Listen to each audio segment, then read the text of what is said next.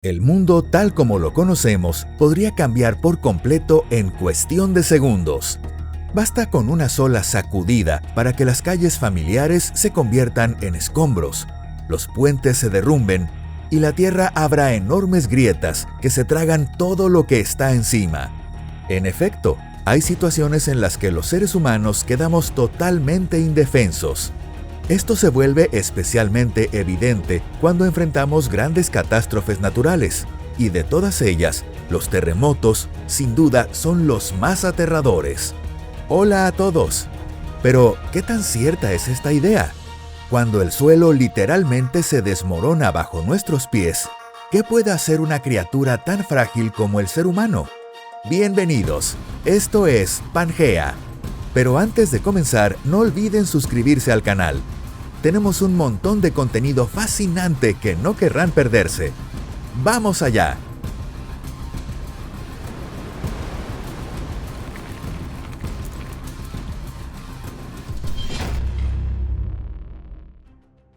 El mayor terremoto en la historia de la Tierra. En realidad, desde el surgimiento de la civilización humana, jamás se ha registrado un terremoto de magnitud 13. Y esto es lógico, porque la escala con la que medimos los sismos ni siquiera contempla un valor tan alto.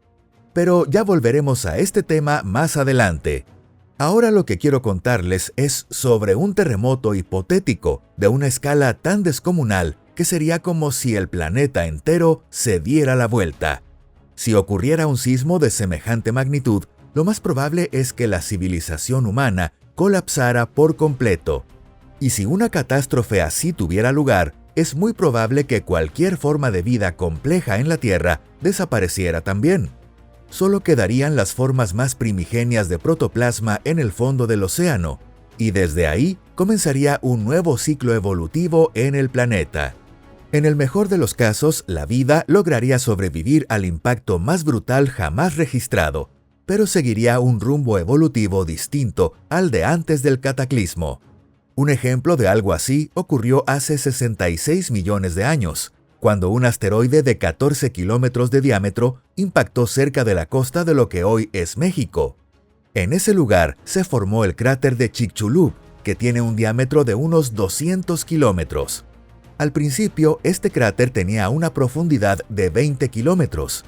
El impacto liberó una energía equivalente a la explosión simultánea de 100.000 millones de bombas atómicas de baja potencia. Debido al choque de un cuerpo celeste tan enorme, se generaron terremotos que sacudieron la Tierra durante varios meses. Además, olas de hasta 50 metros de altura se estrellaron contra las costas, arrasando con todo a su paso a ambos lados del Atlántico. Sin embargo, la causa principal de la extinción del 75% de las especies en la Tierra no fue ni el impacto del asteroide, ni el tsunami, ni los terremotos secundarios que se produjeron. Investigaciones recientes indican que los dinosaurios se extinguieron a causa del polvo que se levantó en la atmósfera tras el impacto. El asteroide pulverizó las rocas y generó finas partículas de silicato que bloquearon el paso de la luz solar hasta la superficie del planeta. La atmósfera se volvió tan opaca que la fotosíntesis de las plantas se ralentizó drásticamente. Como resultado, los dinosaurios herbívoros se quedaron sin alimento y los carnívoros sin presas suficientes para sobrevivir. Según los cálculos de los científicos, esta atmósfera parcialmente oscura se mantuvo durante más de 15 años. Además, las temperaturas bajaron tanto que las crías de dinosaurio ya no podían salir de sus huevos. Todos estos factores juntos llevaron a la extinción casi total de los dinosaurios. ¿Es posible que ocurra un gran diluvio? Con el tiempo, el vacío que dejó la extinción de los dinosaurios fue ocupado por los mamíferos, animales de sangre caliente, lo que finalmente condujo al surgimiento del Homo sapiens. Pero eso no significa que la naturaleza se haya puesto completamente del lado de la humanidad. La naturaleza aún tiene sus propios planes. En el vasto arsenal de la madre naturaleza, todavía existen muchos medios capaces de borrar a la humanidad del planeta, tal como una vez hizo con los dinosaurios. Y uno de los primeros en esa lista es, sin duda, el terremoto. ¿Recuerdan la película de desastres 2012? En esta cinta de ciencia ficción, la actividad volcánica se intensifica y una serie de terremotos catastróficos hacen que la Tierra entera termine sumergida bajo el agua. De los miles de millones de personas que habitaban el planeta, solo unos pocos elegidos lograron salvarse a bordo de un arca moderna. Pero, ¿podría algo así suceder realmente?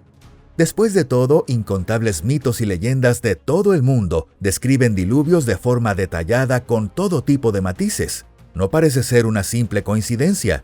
Todos conocemos la historia del arca de Noé. Noé se salvó del diluvio a bordo de su arca y, según la historia, logró preservar una pareja de cada ser viviente. Según los científicos, incluso sumando todos los océanos del planeta, no habría suficiente agua como para cubrir todos los continentes. Y esto seguiría siendo cierto aun si, como se muestra en la película 2012, las placas tectónicas se dividieran. Por supuesto, una ruptura de placas ya sería en sí una catástrofe de dimensiones inimaginables. Cabe señalar que la enorme falla de San Andrés y el Anillo de Fuego del Pacífico existen realmente, y si se activan, podrían provocar teóricamente un desastre masivo. Además, sabemos que muchos de los mitos sobre grandes inundaciones en distintas culturas, aunque distorsionados y posiblemente algo exagerados, están basados en hechos reales. De hecho, hoy en día presenciamos continuamente catástrofes naturales de este tipo, así que no cabe duda de que en el pasado también ocurrieron. Basta con recordar el terremoto del 26 de diciembre de 2004, que ocurrió a 100 kilómetros al oeste de la isla de Sumatra. La naturaleza llevaba millones de años preparándose para ese repentino movimiento tectónico. Para ello, la placa india se separó del antiguo supercontinente Gondwana y comenzó a acercarse a la placa euroasiática. Y en un instante aterrador, la placa euroasiática, de unos 30 kilómetros de grosor, se superpuso a la placa india, provocando un levantamiento súbito del fondo marino a lo largo de la franja, de entre 1000 y 1500 kilómetros. Este fenómeno ocurrió a lo largo de la falla conocida como el Cinturón de Fuego del Pacífico. Aproximadamente el 80% de los terremotos del mundo ocurren a lo largo de esa falla. Las personas no estaban en absoluto preparadas para algo así.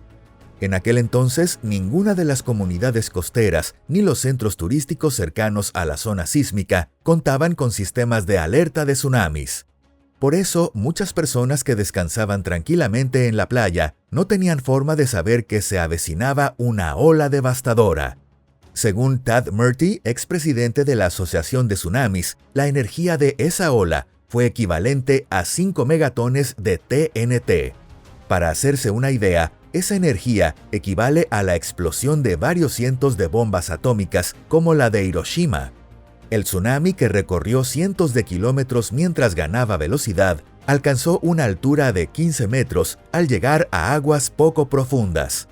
Con una fuerza arrolladora, la ola arrasó la costa, llevándose por delante a las personas, palmeras, complejos turísticos, automóviles, puentes elevados y pueblos enteros. Fue como si el tsunami pasara una plancha sobre todo el litoral de India, Sri Lanka, Tailandia, Indonesia y otros países de la región. En total, esta catástrofe se cobró la vida de unas 300.000 personas.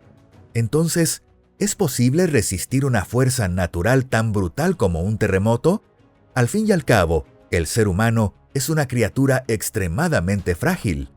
Apenas hemos logrado rascar la superficie de la Tierra con una sola perforación de 12 kilómetros de profundidad, mientras que los terremotos son fenómenos naturales que ocurren a cientos o incluso miles de kilómetros bajo tierra.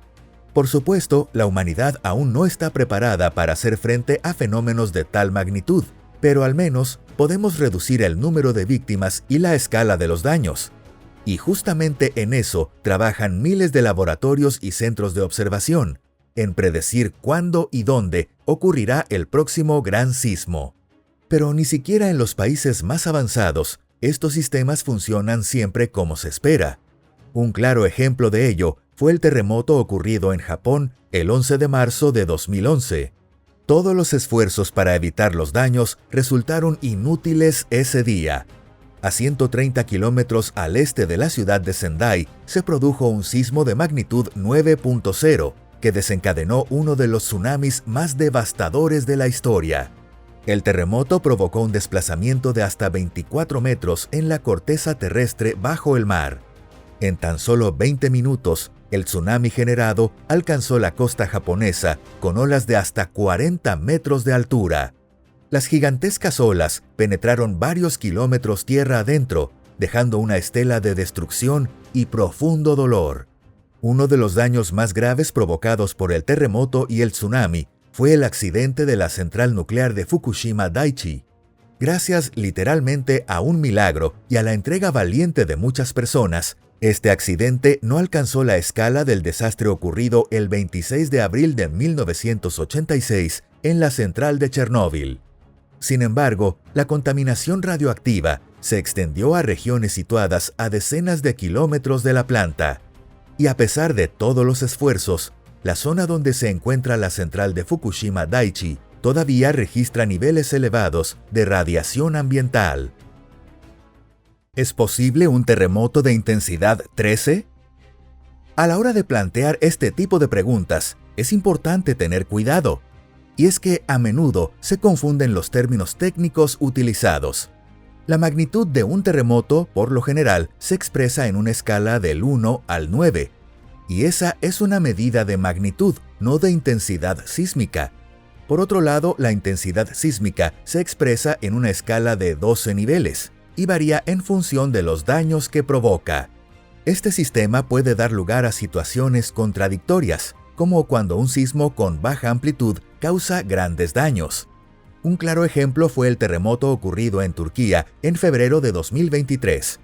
Aunque su magnitud fue de entre 7.7 y 7.8, lo cual no es el valor máximo, provocó daños catastróficos. Unas 50.000 personas murieron y más de 100.000 resultaron heridas. Si intentáramos expresar ese terremoto en términos de intensidad sísmica, ¿qué valor tendría? Así que cuando nos preguntamos si podría existir un terremoto de intensidad 13, lo que realmente debemos plantear es si sería posible un sismo tan violento que llegara a fracturar el planeta. Para responder a esa pregunta con mayor precisión, debemos recurrir a los datos del mayor terremoto registrado con exactitud hasta hoy, el terremoto de Chile en 1960. Ese terremoto alcanzó una magnitud de 9.5 y se estima que su intensidad fue de nivel 12. Fue tan brutal que arrasó pueblos enteros en cuestión de segundos. Pero, ¿una magnitud así podría realmente partir la Tierra? Hoy en día, gracias a los métodos científicos modernos, podemos calcular cuánta energía libera un sismo y cuánto se necesitaría para romper el planeta. Y según los cálculos de los científicos, se requeriría un terremoto unos 2.000 millones de veces más potente que el de Chile para partir la Tierra en dos. ¿A qué nivel de intensidad equivaldría eso? Se los dejo como ejercicio. Se sabe que la falla que provocó el terremoto de Chile tenía una extensión de entre 800 y 1.000 kilómetros. Para que se produzca un hipotético terremoto capaz de partir la Tierra, esa falla tendría que tener una longitud comparable al diámetro del planeta. En otras palabras, nuestro mundo es una estructura extremadamente resistente. Así que podemos dormir tranquilos, al menos hasta que algún asteroide gigante vuelva a cruzarse en nuestro camino. Pero, como suele decirse, esa ya es otra historia. Si disfrutaron de este video, no olviden dejar un like y compartirlo en sus redes sociales. Muchas gracias por vernos. Hasta la próxima y adiós.